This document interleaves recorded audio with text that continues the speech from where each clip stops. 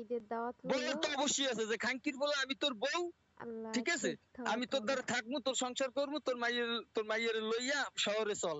আর কথা নাইলে কবা কথা খাঙ্কির বলেন। বলে আমি তোর বউ, তোর বাচ্চার মা, কিন্তু আমি তোর দ্বারা যাইতাম না, তোর দ্বারা থাকতে হবো না, আমি এই জায়গায় দিব্যি ভালো আছি। দুইটার একটা কবা, ইয়ের লেগে কি আমার মুখ কি অন্ধ হয়ে যাবে না বোবা হয়ে যাইবে? এইসব পচা কথা বলে না। আমি তোমার আছি, তোমার থাকলাম, ঠিক আছে, তোমার বাচ্চার মাও থাকলাম।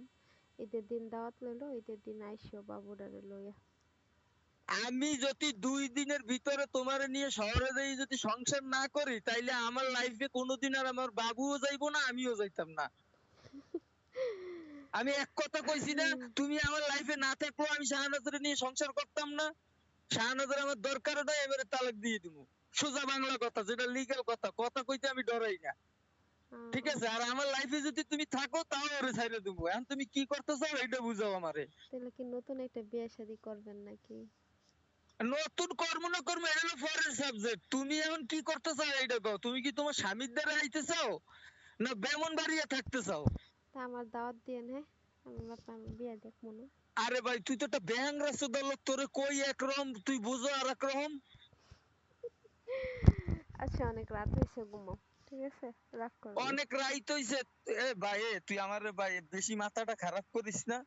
ওই ক ভাই, আমি আমি তোরে দিয়া তুই মাইয়েরা লইয়া মাল জিনিস গুছাই আয়, আমি তোরে লই শহরে যাবো।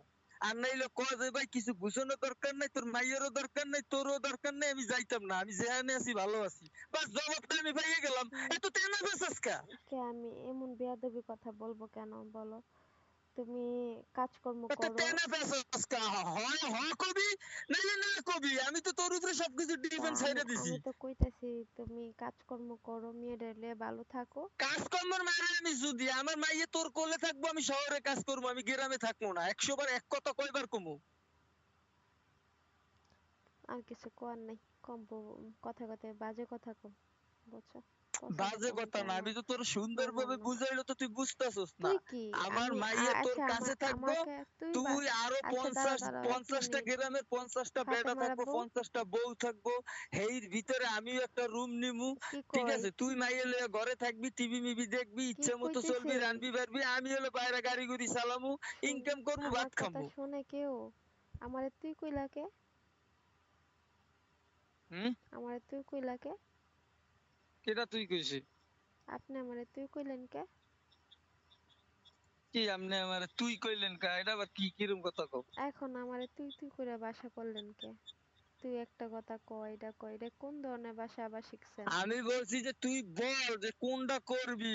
হয় হয় কবি ভাই, আমি সবকিছু গুছাইতেছি, আপনি মাইয়া লইয়া চললেন, কবে আইবেন কোন? আর নাইলে তুই আমার কবি ভাই অমুক দিন আহেন।